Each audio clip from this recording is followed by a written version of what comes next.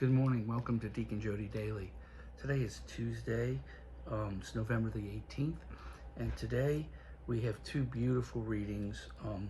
One is the funny story of Zaccheaus in Luke, and the other one is beautiful story about Elazar from Maccabees. As always, if you are enjoying these videos, please like them, share them, encourage others to like them also. And if you would subscribe to my YouTube channel, and then on my Deacon Jody Facebook page, follow it. So anyway, so let's talk about these readings. So the first I want to talk about is the gospel. This is Luke, and this is Jesus continuing toward Jerusalem. He's coming into the town of, I think it's Jericho, and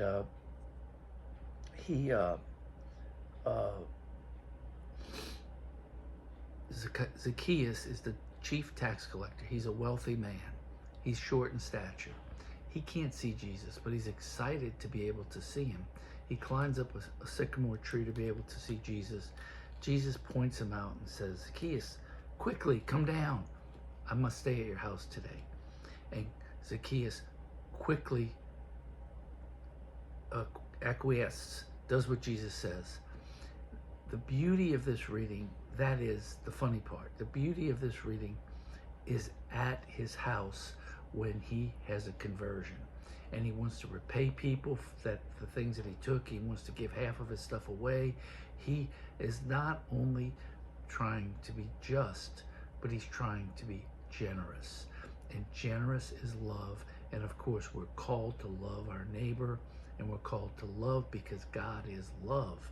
And so Zaccheaus gets it through his interaction with Jesus. And I think the message today is that we too, through our interaction with Jesus, can learn to be, to have a conversion if we need it, or a reversion if we need that, but to learn how to be loving and generous in our response to Jesus. Now let's talk about Elazar in this reading from Maccabees. Marvelous reading, a lot of meat in it.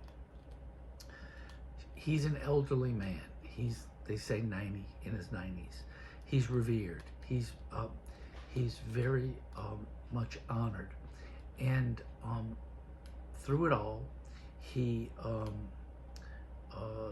is part of the ones that refuse to give in to the government and do the Gentile things, eat the food they're not supposed to eat, and all that kind of stuff. And the Jewish people who have done that come to him and say, "Look, we got a way that you can live.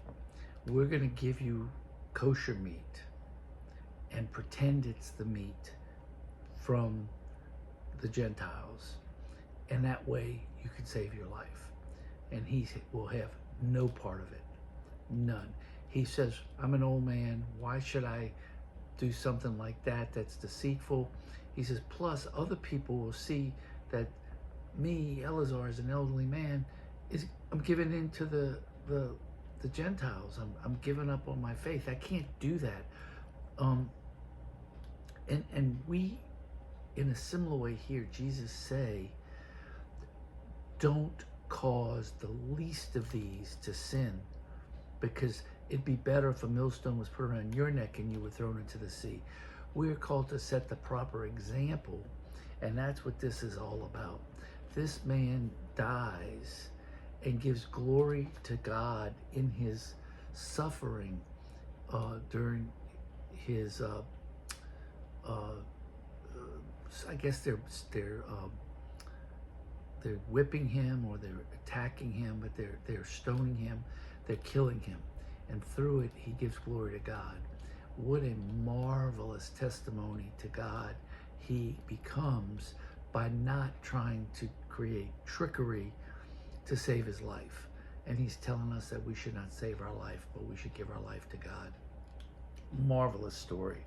I'm not sure about the psalm today. It's Psalm 6, and the Lord upholds me. And basically what this is saying is through my adversaries, God protects me. And we see that through Elazar, that through his